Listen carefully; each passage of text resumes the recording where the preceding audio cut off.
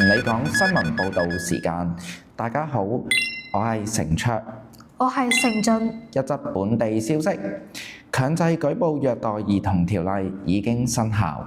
有3個界別共25類專業人員屬強制舉報者。佢哋包括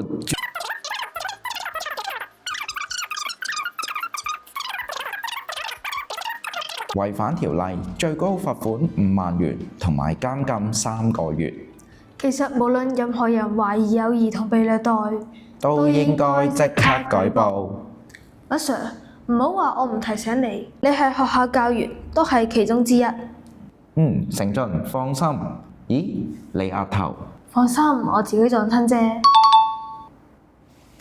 同你講新聞報導完畢。